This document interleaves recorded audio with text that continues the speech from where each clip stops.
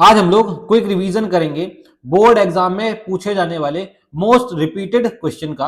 खाद्य श्रृंखला में ऊर्जा स्थानांतरण कैसे होता है। कोई भी जीव मंडल में ऊर्जा का प्रवाह हमेशा एक ही दिशा में होता है। कोई भी पारितंत्र इकोसिस्टम में मुख्य ऊर्जा का स्रोत सूर्य होता है। उसी की ऊर्जा से उत्पादक खाना बनाते हैं। वो सिर्फ लगभग 1% ही भाग रासायनिक ऊर्जा में कन्वर्ट कर पाते हैं। इंपॉर्टेंट है, सूर्य का प्रकाश जितना भी पड़ता है उत्पादक केवल उसका 1% ही भोजन बना पाता है प्रकाश संश्लेषण द्वारा।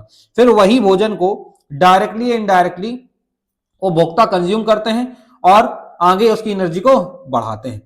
जैसे मान लो इसके पास सूर्य से 10 लाख जूल एनर्जी आ रही थी, उसका सिर्फ 1% भाग ही उत्पादक जो है प्रकाश संश्लेषण द्वारा आगे पहुंचा पाएंगे, बाकी के यूज कर लेंगे अपने ही लिए। उत्पादक किसी भी पारितंत्र का सबसे पहला पार्ट होता है, इसी से आगे एनर्जी जाएगी जो 10% के नियम से जाती है। यह क्वेश्चन बार बार पूछा गया है, मोस्ट इंपॉर्टेंट क्वेश्चन है।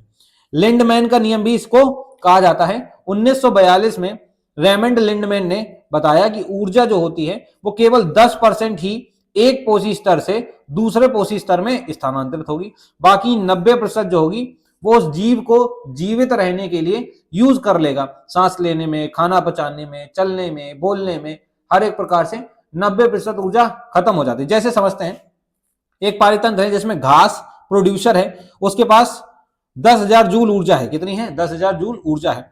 उसका सिर्फ 10%, 10,000 जूल का 10% निकालो। ये देखो, 2 जीरो से ये 2 जीरो कट जाएंगे, 1 जीरो और बनेगा, मतलब 3 जीरो बचेंगे, 1,000 जूल एनर्जी बचेगी। तो 10,000 का 10% कितना होता है? 1,000 जूल होगा। फिर 1 जीरो कम कर दोगे तो 100 जूल। खरगोश के पास 1,000 जूल पहुंचेगी। खरगोश इसका सिर्फ 10% ही आगे पहुंचा पाएगा, बाकी 90% खुद के ही उपयोग में ले लेगा।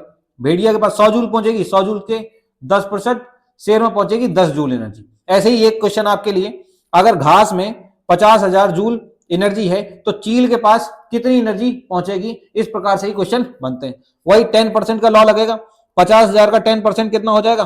5,000 जूल हो जाएगी। 5,000 का 10% कितना हो जाएगा बेटा? 500 जूल हो जाएगा। और 500 जूल का 10% 50 जूल हो जाएगा। और 50 जूल का 10% 5 जूल एनर्जी हो जाएगी। कितनी हो जाएगी? 5 जूल एनर्जी चील को मिलेगी। इस प्रकार से ये क्वेश्चन पूछा जाता है। मोस्ट इंपॉर्टेंट है लिंडमैन का 10% का नियम, इसको अच्छे से देख के जाना है। Thank you.